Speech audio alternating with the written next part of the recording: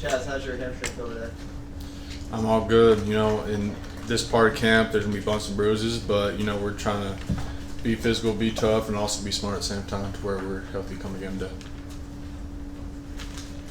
Chaz, where do you feel like this defense is at this point in camp, and with what's left, what do you want to see from that entire group with what's left of camp? We don't create an identity until we play our first game. We have 16 days left, and we're going to just keep focusing on ourselves, keep focusing on what we do, and find out what we do best. And we really find out who we are when we actually get tested. And right now, we can simulate testing in practice, but we can't really get tested until we go get somebody in the stadium. So, Chaz, where have you seen Damon grow the most from year 1 to year 2? Just mentally. Freshman year, we don't like to ask a lot of these guys. We like to play to their strengths.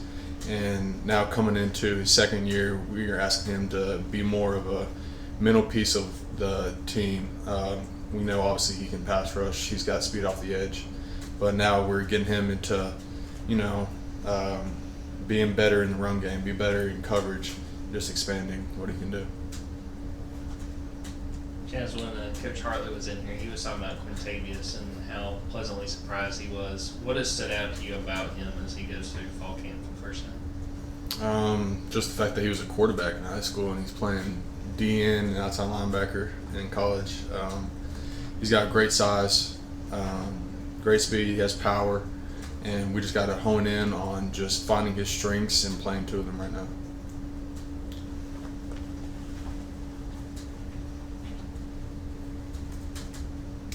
I guess technically you guys started class, so you're transitioning out of camp, though. Kirby said camp doesn't really end until the scrimmage this weekend. But I just wonder, have you guys yet started to focus on Clemson? Obviously, that's a big opener, and they're just down the road. I'm sure you know a lot of guys on that team.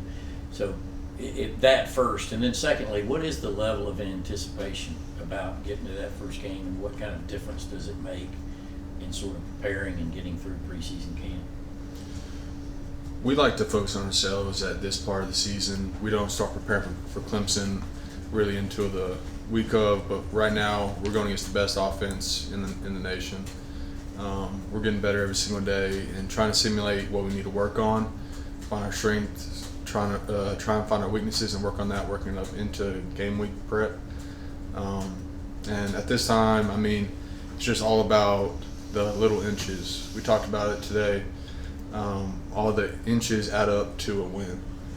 Just trying to win every single play in the little individual moments. It's often said that the second scrimmage is the most important one. Why do you think that's the case, and what do you think that you guys as a defense need to improve going into this Saturday?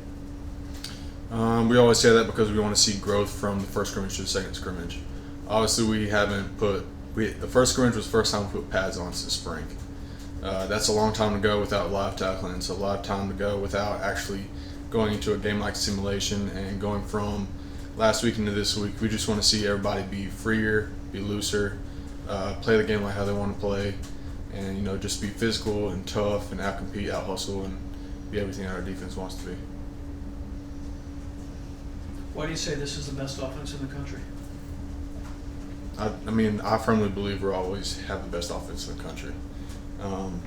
Consistently, our O-line, they gave 9 sacks last year in total. That's less than one a game. Way less than one a game. We have some of the best talent in the world, and collectively with the best coaches. The coaches take that talent and put it into a system that plays to everybody's strengths. Every day that we're out there, we just know there's going to be wins and losses. They're just as talented as us on defense, and they're just experienced. Our O-line, we lost 2 guys maybe last year. Cedric, the main one. We have a lot of returning experience too. Not going to easily let go of this Clemson thing. Openers are great, period, especially for fans, because you just don't, nobody really knows what to expect. You never do. But what are your recollections of, you were right there in the middle of it in 2021, you guys opening against Clemson and Charlotte. I think they were ranked 3, you were ranked 5, and obviously that year turned out all right, but that was a close war of a game. This one's in Atlanta. So what are your memories of that 2021 game up in Charlotte? Obviously, it's just that first experience as a freshman, walking to a stadium, especially a game of that high of a caliber. There was a lot of anticipation going into that game, but I think our coaches did a great job of making it not about them and about us at that point. And just everybody doing their own jobs the first game of the season. So that their offense or defense could have come out in any formation, could have ran any plays. But that first game of the season is always about the fundamentals and things you do in the off season to get you ready for it. Chaz, when Coach Smart talked to us on Tuesday, he talked about wanting to see more energy and enthusiasm coming out of that first scrimmage. What's it look like at practice this week? Do you feel like you guys have sort of answered that call from Coach Smart? Yeah, I mean, we always have to push through. Obviously, we don't have the cool weather of somewhere else where it's 100 degrees plus every day out here. But it's just getting our condition level up to where we can be higher energy. And it's also up to the leaders on defense and offense to keep the guys up, keep their heads up, let them know that there's going to be times that we're down and up, and just trying to keep that energy level up is the main thing. Chaz, I was going to follow up with that in terms of, being a leader. You said you have to keep that energy up, maybe create that sense of urgency. What are some ways that you do that, and do you take that upon yourself now, I guess, at this stage of your career? I know the coaches have referred to you as a leader. Yeah, it's all about figuring out what each player needs. In the offseason, we get to know every single person, what their why is, their story. And most guys don't react to criticism the same way.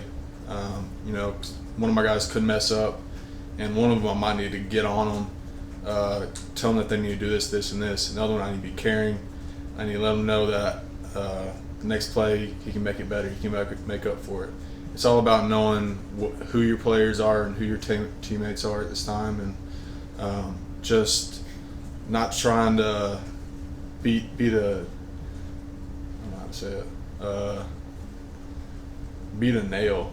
I mean, obviously he's going to get coached hard by the coaches. He's going to get yelled at by the coaches, but us as teammates, we got to have each other's backs, because obviously it's hot out there. It's going on 2 weeks straight of practice. People's bodies hurts, but it's just knowing each other and going through it.